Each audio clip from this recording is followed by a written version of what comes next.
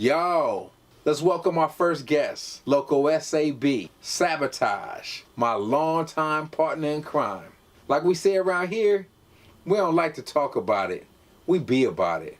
So let's get into the first episode of Who Am I?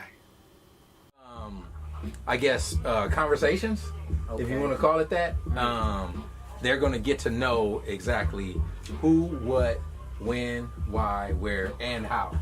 So you pretty much my most I think we spent the most time together as far as like artistry, professional wise, contractually, in the streets, friendship, high school battles, discovering hip hop at an early age, the rebel music performers at high school when Jocks was hot and nobody else was. We picked up and started a culture that pretty much spanned throughout the entire high school and even throughout our peers. Like once we started it, it's like other people started doing it. Some people actually gained some success. Let's I guess we'll start with our joint that we actually released. We only released like one song, even though we recorded maybe like 50 million. That will hopefully be streaming or available somewhere online at some point. But what was it like for you, like growing up, like hip hop wise? What did you have to do in order for you to find your voice in music? No, we was just trying to make something like that was safe, trying to get home safe and make music, not trying to rob and steal. Gangbang?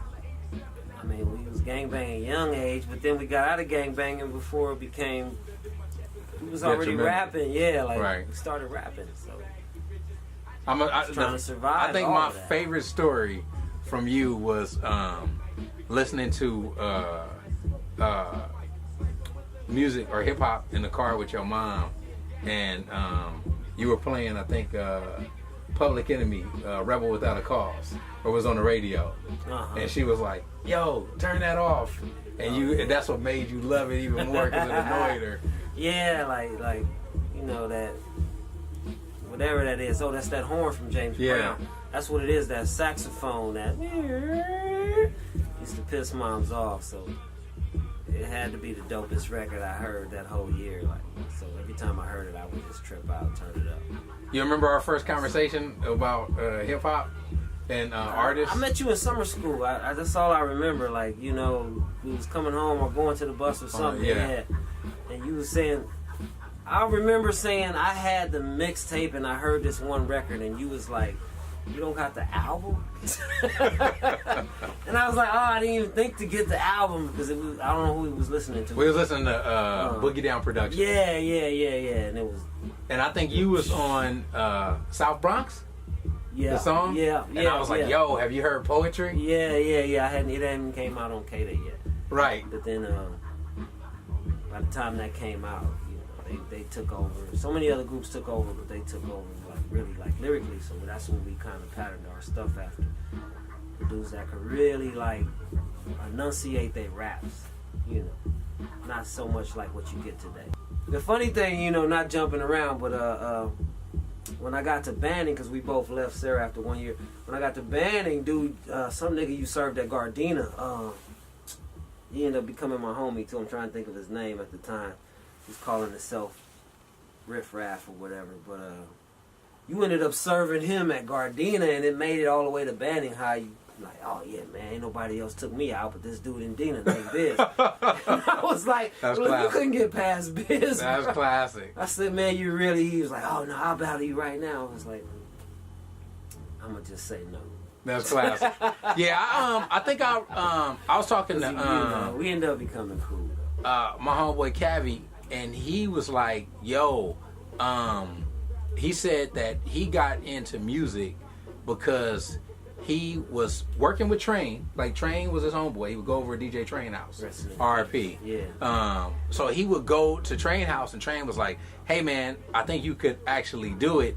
And he was like, "Man, I don't know. I just got these little rhymes I say here and there, but I don't know." So he said once he saw me perform at Gardena, he was like, oh, I can do this shit. Like, I can actually go up and bust. And my man got a full-fledged music career, like, popping. Like, he done produced, like, for some major hits. And speaking of that, like, most of the people that we've been around, I think we probably have the biggest spawn of web of people that we actually grew up with. That most of our friends are platinum, gold, have sold millions of records, worked with everybody we ever idolized on the West Coast. We actually ended up in the studio with, from Ice Cube to Dre to Easy. So it's crazy how everything actually transpired. But the one song we actually released was Licorice Sticks. Mm-hmm. So what was I think that's the song I get the most comments on, or I use that song as a reference when people are like, oh, you rap or you did this or that. So I play that song for them, and their reaction is always like, oh, that was amazing. I'm shocked that it didn't get bigger or do other things. Mm-hmm. What was your recollection of recording Licorice Sticks? No, it wasn't even for. It came out on that movie, The Substitute, Tom Berenger, Mark Anthony, whatever. And it wasn't for that. They chose that, and then that's right, priority. It fit. Yeah, it fit what the label was looking for the movie, whatever. So we got a couple dollars off of that. Anyway, the first time I heard somebody driving up the street playing that, you know, that's what I got into it for. It wasn't for no money or really nothing else, but to kind of just see if people really liked your stuff. You know what I'm saying? So the first time I heard that shit, and it was like, oh, damn, he's up Slauson, coming out the gas station with subs in his little blazer. I remember that because it was the first time I heard myself with a total stranger playing my shit, and it was Who Bangin' Mac 10, I think, came on first. Yeah. And then our stuff Licorice Sticks came on second. And you know, you got Master P on that album, you got Raz on that album, you had a lot of Half Dead on that album. So we was right there. Couldn't nobody tell me shit, you know. So after that, who gives a fuck? So to me, I remember recording that. At the time we recorded that was, we were still on. Well, technically, we were still on Ruthless budget. Ruthless was still paying for our studio time.